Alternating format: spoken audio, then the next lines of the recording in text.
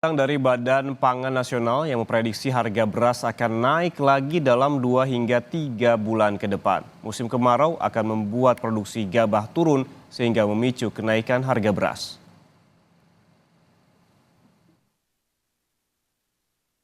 Badan Pangan Nasional atau Bappenas memperkirakan harga beras akan naik dalam 2 hingga 3 bulan ke depan. Harga beras diprediksi akan naik karena produksi beras nasional tahun ini turun signifikan dibanding tahun lalu. Data neraca produksi dan konsumsi beras nasional menunjukkan total produksi beras Januari-Juli 2024 sebesar 18,64 juta ton. Jumlah ini lebih rendah 2,47 juta ton dibanding produksi beras periode yang sama di tahun 2023 yang mencapai 21,11 juta ton. Total konsumsi beras Januari-Juli 2024 sebesar 18 juta ton, lebih tinggi 18.000 ton dibanding periode yang sama di tahun 2023. Dengan demikian, surplus beras pada periode Januari-Juli 2024 hanya 650.000 ton.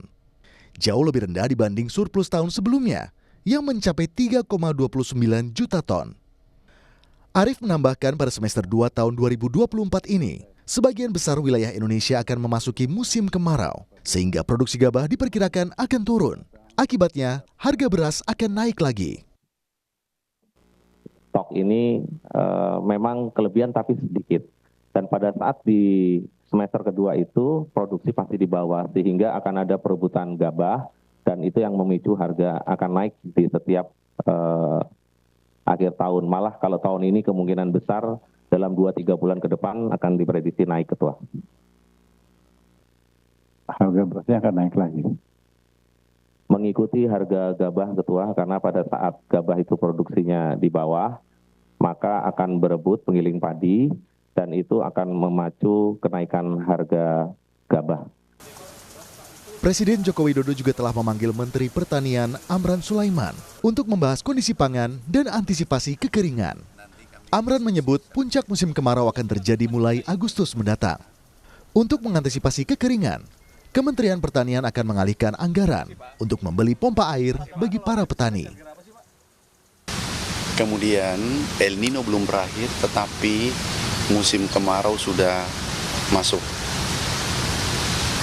Beliau tanyakan bagaimana kemarau, Pak, puncaknya nanti kemarau adalah Agustus, September, Oktober.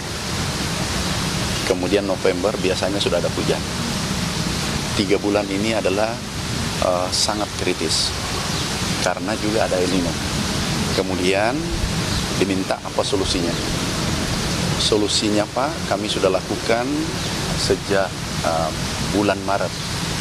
Solusi cepat untuk menangani kondisi El Nino dan kekeringan ini adalah pompanisasi.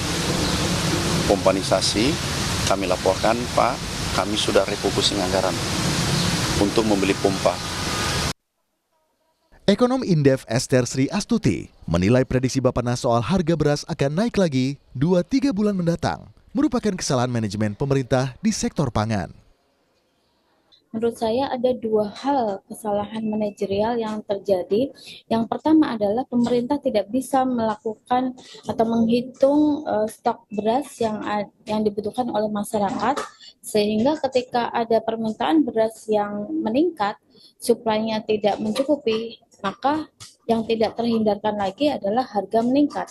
Yang kedua, kesalahan yang kedua adalah ketika kita melihat bahwa swasembada pangan tidak bisa diwujudkan, sehingga ketika suplai ini tidak bisa dipenuhi oleh pasokan dalam negeri atau produksi dalam negeri, maka yang terjadi impor beras.